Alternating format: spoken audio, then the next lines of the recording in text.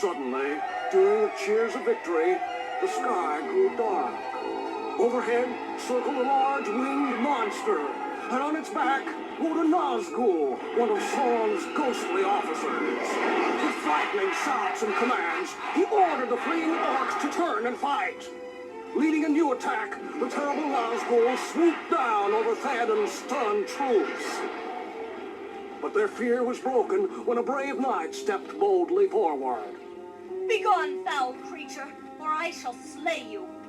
From overhead, the Nazgul laughed a horrible laugh. Don't you know the prophecy? No man can harm me. With that, the knight threw off his helmet. But no man am I. I am a woman. Look upon Eowyn, Theoden's niece. The Nazgul shrank back in fright. His evil powers were useless against her. Eowyn's sword slashed through the air. With a loud scream, the Nazgul and his devil steed crashed to the ground. The battle was over. But I, Gandalf, knew that armies and battles mattered little. For the real victory rested on the shoulders of two tiny hobbits. At that moment, Frodo and Samwise had reached Mount Doom. They could feel the heat of the fires burning deep within the mountain. The end of our quest is in sight, Smiled Samwise. Yes, Sam. Soon we can drop the ring into the fires of doom. A long, hard climb lay ahead of the two tiny hobbits. Samwise sighed.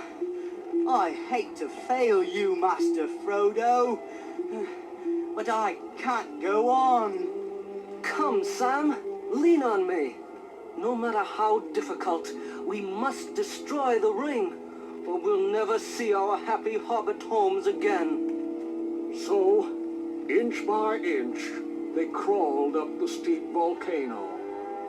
Exhausted, Frodo and Samwise entered the hot, smoky passages of the mountain. They followed the glow of the fire until they found themselves overlooking a pit filled with bubbling lava. Ah, at last, Sighed Frodo. the fires of doom. The only thing that can melt the ring and put an end to Sauron. But before Frodo could throw the ring into the fire, he was attacked from behind. It was a slimy creature called Gollum, who once owned the ring. Now, he wanted it back. Gollum tore the ring from Frodo's grasp. I have you again, my precious. Poor Frodo watched helplessly. Ah, Middle Earth is lost. Gollum will never throw the ring into the fire. But as Gollum clutched the evil ring and leaped wildly about, he lost his footing and tumbled into the fiery pit below.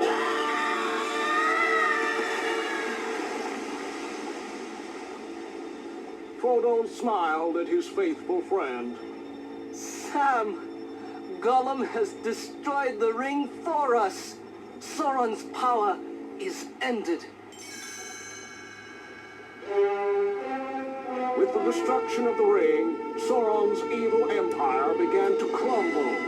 An earthquake rocked Mount Doom. Samwise shouted, The mountain's going to explode. We're trapped. looking for a way to escape. Frodo spied something overhead. The great eagles of the north. Samwise, we're saved. The huge birds picked up the hobbits and flew them to Minas Tirith. Middle-earth was finally free from Sauron's evil. Darkness and gloom disappeared. The forests were green. The battlefields were now covered with flowers. And the beautiful city of Minas Tirith was rebuilt.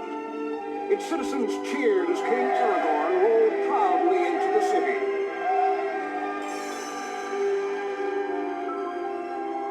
From a battlement, The four reunited hobbits and I watched Aragorn's joyful procession. It's a proud day, Frodo. Middle-earth is saved, and the city welcomes the return of the king. But the real heroes of the day are not kings, or armies, or even wizards, but four small hobbits. Roads go ever, ever on to the lands beyond the sea. On a white ship will I sail, watching shadows part for me. Roads I traveled I must leave, for I've turned the final bend.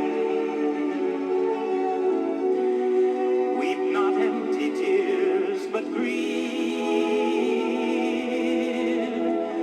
as the road comes to an end. It's so easy not to try.